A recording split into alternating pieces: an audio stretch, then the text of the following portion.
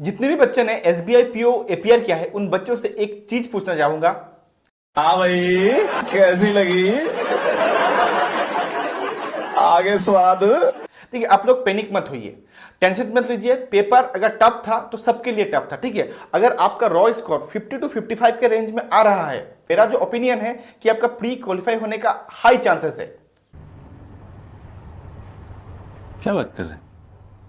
तो facts and figure के साथ इसका डिटेल्स एनालिसिस करते हैं। उससे पहले अगर आप नए हो इस चैनल पे, सब्सक्राइब जरूर कीजिएगा। अगर आपको वीडियो अच्छा लगता है, इंफॉर्मेटिव लगता है, तो अपने फ्रेंड के साथ शेयर जरूर कीजिएगा। ठीक है, तो चलिए शुरू करते हैं।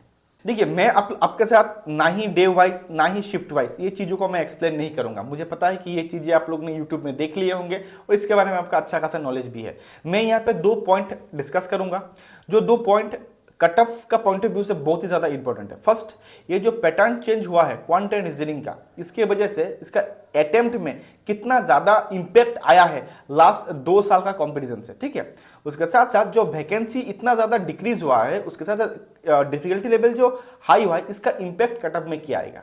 और मैं ये चीज़ एश्योरिटी के साथ कहता हूँ कि अगर ये जो चीज़ें मैं आप लोगों के लिए अभी लाया हूँ, जो चीज़ें मैं एक्सप्लेन करूँगा, ये चीज़ें देखने के बाद आपका माइंड में क्लियरिटी आ जाएगा कि कट ऑफ का रेंज क्या हो सकता है। ठीक है, तो ये चीजें एक्सप्लेन करने से पहले फर्स्ट हम ये देखेंगे कि 2022 एंड 2023 ये 2 साल का अगर मैं प्री का कट ऑफ का रेंज बोलूं यूआर का, वो 2022 में 59.5 था एंड 2023 में 59.25 था। ठीक है, और ये दोनों ही ईयर में ये जो आपका कट ऑफ का रेंज गया है, ये कट ऑफ का रेंज इतना तक जाने का one of the main reason था क्वांट एंड रीजनिंग।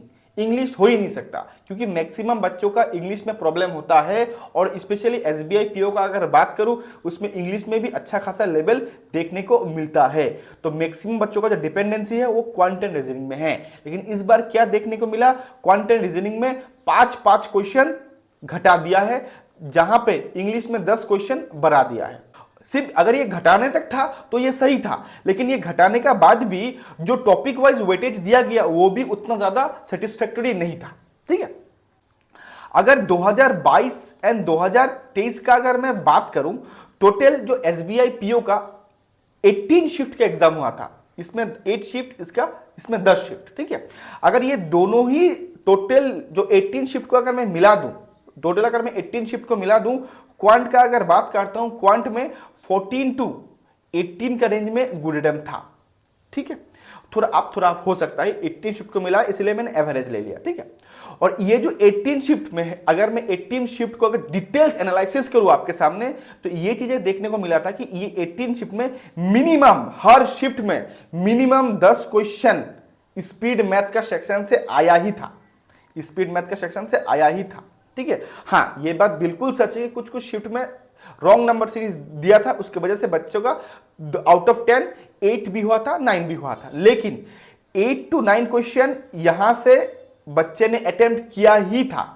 ठीक है, उसके बाद आपका जो रिमेनिंग 25 क्वेश्चन था वो डीआई प्लस अरिथमेटिक के ऊपर बेस्ड था, जो कुछ क्वेश्चंस अगर आप ढूंढते तो वहां से भी डुएबल था।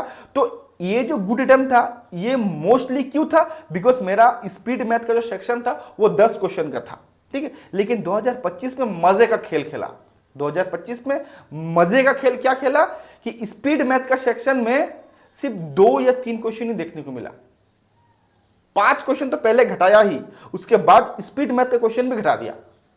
अभी इंटरेस्टिंग फैक्ट और भी यहां पे क्या है कि जो 2-3 क्वेश्चन वो देखने को मिला, उस पर भी रॉन्ग नंबर सीरीज डिफिकल्ट वाला घुसा दिया भाई। तो बच्चे करे तो करे क्या। अब क्योंकि देखिए, बच्चों का जो प्री का अटेम्प्ट होता है, वो क्लर्क हो या पीओ हो, मोस्टली डिपेंड होता है स्पीड मैथ का सेक्शन से।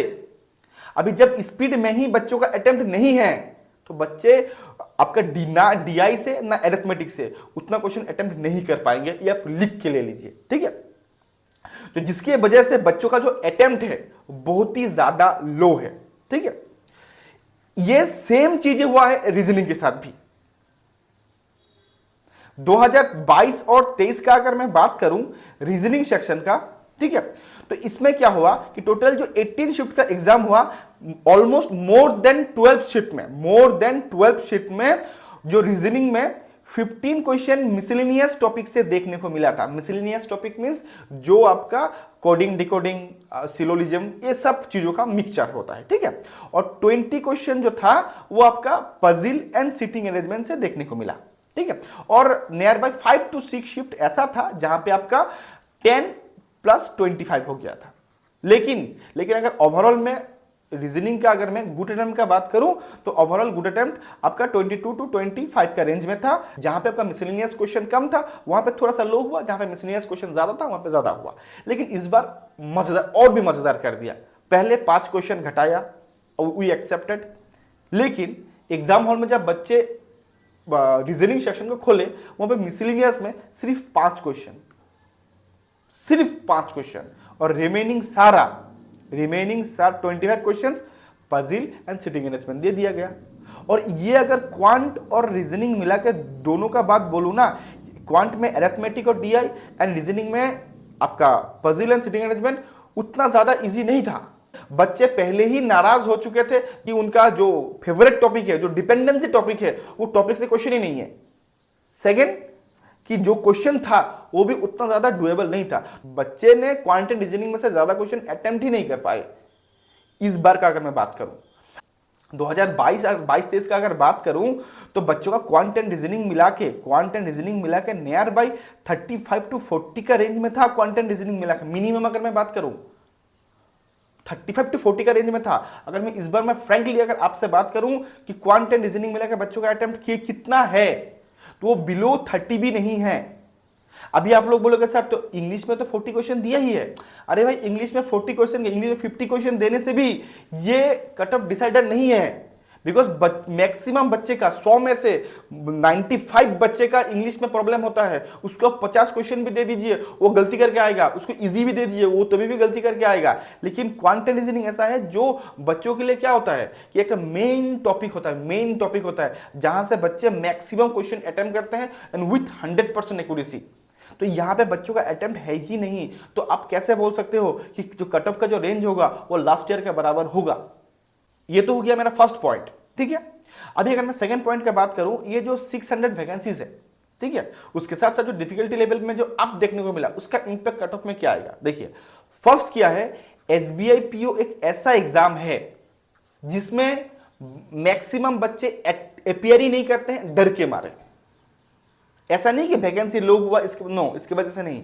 अगर वो जो पीजीडीसीए का कोर्स नहीं आता है, पीजीडीसीए का जो बैंक ऑफ बड़ौदा या इंडियन बैंक जो बैंक पार्टिकुलरली वही एग्जाम निकालते हैं, उसमें वैकेंसी कम होने का बावजूद भी बच्चे वहां पे अप्लाई करते हैं। लेकिन एसबीआई पीओ का नाम सुनते ही डर के मारे बच्चे भाग जाते हैं। इसका मेन रीजन है कि इसका डिफिकल्टी लेवल, बच्चों को पता है कि मैं इतना डिफिकल्टी लेवल बेयर नहीं कर पाऊंगा, मैं अपियर नहीं करूंगा। तो पहला तो ये होता है इसमें। इसीलिए इसमें क्या होता है, एसबीआई पीओ में क्या होता है ना, जो ट्रायल वाले बच्चे नहीं होते जो बोलते हैं ना एक बार दे के देखता हूं एग्जाम कैसा होगा, वो बच्चे यहां पे नहीं आएंगे। क्योंकि कोई भी अगर बच्चा ट्रायल में ही एसबीआई पीओ दे दिया वो डिमोटिवेट हो जाएगा, ठीक है। तो इसलिए डर के मारे एसबीआई पीओ में वो ट्रायल वाले बच्चे आते नहीं है। हाँ, लेकिन ये बात बिल्कुल सच है कि जो बच्चे एसबीआई पीओ अपियर कर रहे हैं they have very good knowledge of all section and they have very good experience, ठीक है। तो वो इमेच्योर वाले बच्चे एसबीआई पीओ के अप्लाई नहीं करते हैं एज पर माई नॉलेज, ठीक है। अभी देखिए यहां पे फर्स्ट ऑफ ऑल इसमें एपीआर कैंडिडेट थोड़ा तो कम तो होगा क्योंकि वैकेंसी बहुत लो है। लेकिन ये बात बोलना बहुत ही ज्यादा टफ है कि जो वैकेंसी डाउन हुआ है उसकी वजह से कट ऑफ में कितना ज्यादा इंपैक्ट होगा, मतलब कट ऑफ बढ़ेगा या घटेगा, ये बोलना मुश्किल है। लेकिन डिफिकल्टी जो जिस तरीके से अप हुआ है वो अगर देखें तो वो एक रीजन है कि कट ऑफ आपका डाउन देखने को मिलने का हाई चांसेस है। तो मेरा सिंपल सा कहना आप लोगों से यही है, अगर आप एक यूआर कैंडिडेट हो, आपका अगर 50 का आसपास भी आपका स्कोर बन रहा है, रॉ स्कोर, ठीक है, स्कोर बन रहा है, अटेम्प्ट नहीं स्कोर बन रहा है, तो मेरे हिसाब से आप मेंस का तैयारी शुरू कर दीजिए, ठीक है। अगर आप एक ओबीसी या ईडब्ल्यूएस बच्चे हो स्टिल यही रेंज आपके लिए रहेगा। अगर आप एससी एसटी का बच्चे हो तो 45 आप देख सकते हो। उस रेंज में अगर आपका स्कोर बन रहा है तो मेरे हिसाब से आप मेंस का तैयारी शुरू कर सकते हो, ठीक है। और मैंने अपना जो मेरा पर्सनल ओपिनियन है वो मैंने आप लोगों के साथ शेयर कर दिया कि मेरे हिसाब से कट ऑफ इतना मैं लो क्यों प्रिडिक्ट कर रहा है। आशा करता हूँ ये चीज़ें जो मैंने एक्सप्लेन की आप लोगों के साथ आपको समझ में आया एंड अच्छा लगा लॉजिकल लगा तो अपने फ्रेंड के साथ शेयर कीजिएगा, ठीक है। तो अभी के लिए बस इतना ही। Till then goodbye, thank you.